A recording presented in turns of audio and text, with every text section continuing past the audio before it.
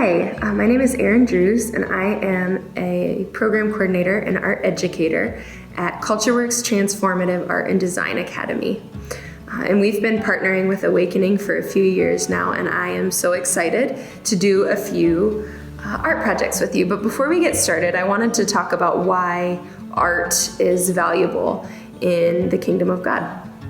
And in Genesis 2:9, it says that the Lord made all kinds of trees to grow out of the ground, trees that were pleasing to the eye and good for food.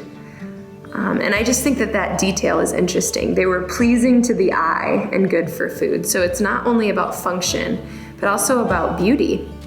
And so I just think that that's interesting. And when we look at God's creation, we can engage the senses and think about its beauty in what we're seeing and what we're experiencing and what we're hearing.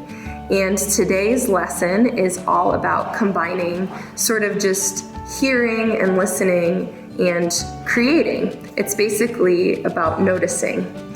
And I want to talk to you today about an artist named Wassily Kandinsky. He was born in 1866 and passed in 1944, and he was a Russian painter and art theorist. And his work was derived from the desire to pursue inner beauty, the fervor of spirit, and what he called the inner necessity. And he cared very deeply about training his soul in order to become an effective artist. And while he was not overtly Christian, we can take from his practice that sort of desire to express the soul creatively. And he is actually sort of coined for birthing the abstract art movement, which deals strictly with like emotion and color. It doesn't have much to do with exactly like technique or making something look a specific way, but it is that pursuit of the inner necessity. And he would do that by listening to modern symphonies of the time and music of his day and creating art based off of what he was hearing. So we are going to get to do that today. Okay, so like I mentioned, Wassily Kandinsky would listen to symphonies of his time, and he would create marks based on what he was hearing. And this is called the transliteration of sound. So it's like translating what you're hearing into something visually. And as you can see, he used a lot of color to express the emotion he was feeling while he was listening. And what I really like about his paintings is there's a lot of variety. You can see smaller lines here. Sometimes when I've asked students what they think he was listening to, they say, oh, this looks like maybe someone was playing the violin, or these moments where there's longer lines, maybe it was a long drawn out note. And this is more of his more recent work as he got later into his career, but people tend to think these were big percussive drums or something like that.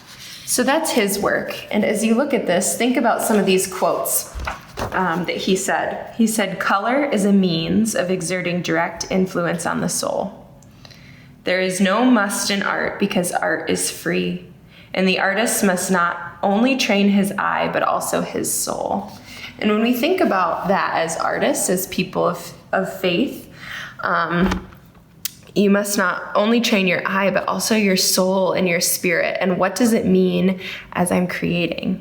So today we are going to exercise his creative practice by listening to music and creating. And what you're going to want to do is grab a few color markers and then maybe even some plain black pens and a piece of paper. And then that's how you're going to get started. I'm going to have you start with a black marker.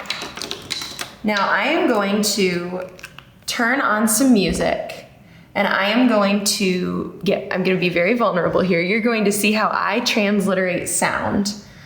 And you'll kind of see that I get into a rhythm with the marks that I'm making. So here we go.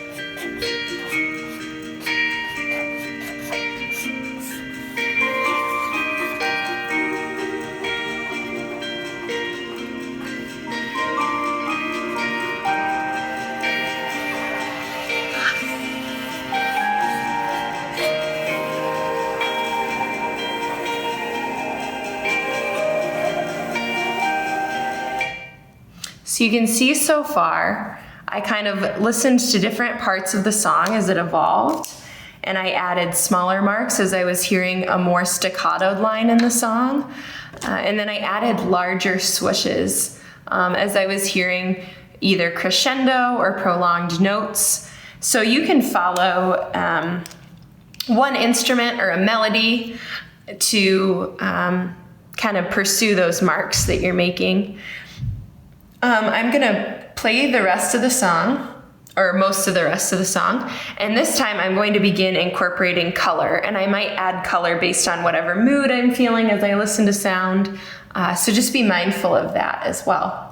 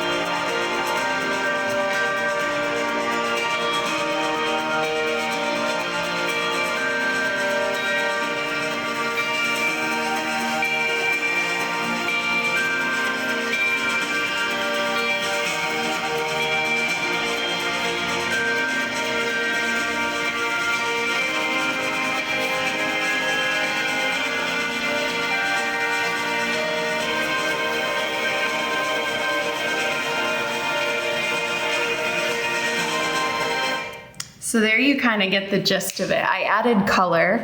I added some blue in those parts that were a little bit more calm before the song built. And then as it built and added a lot more sounds layered in, I incorporated some cheerful pink to kind of indicate that that was happening in the song. And I wanted to show you one final thing before we hop off here. Here are some pieces that when I've led this with students that they've made. So you can see, much like Kandinsky's work, there's a variety of marks and colors. And I usually do this with not only markers and colored pencils, but also watercolor. And that is a really beautiful way to bring out some color in what you are doing. Here is a really lovely one that's just pure color. And it was someone who was listening to Rocket Man by Elton John. And she just really, really loves that song and says that it reminds her of home. It was a 11-year-old girl, and I thought that that was really sweet. But just she really conveyed the different parts of what she was feeling about the song strictly in pure color. So you can go that route as well. But remember, this is called the transliteration of sound. And as part of God's creation, we can think about how we engage in creation with the senses. And this is a really interesting and visually playful way to do that. So thank you for doing that with me. And like I said, you're welcome to add paint, watercolor, any other medium that you want. I would also encourage you, if you want to try to listen to sounds outside or in your home, you can also transliterate what you're hearing into mark making with anything that is around you. And that is kind of the beauty of this practice. It's kind of like another tool in your tool belt. And people look at abstract art and it's really easy to simplify it and say, I could do that, a kid could do that. But really when you sit down to do it, it's pretty difficult. But when you have this skill of noticing and being in tune with what's around you, it also enhances your creative practice, your ability to create abstractly. But I think it also helps as you begin to notice things about who God is in His creation. So thank you for joining me today, and we look forward to more art with you.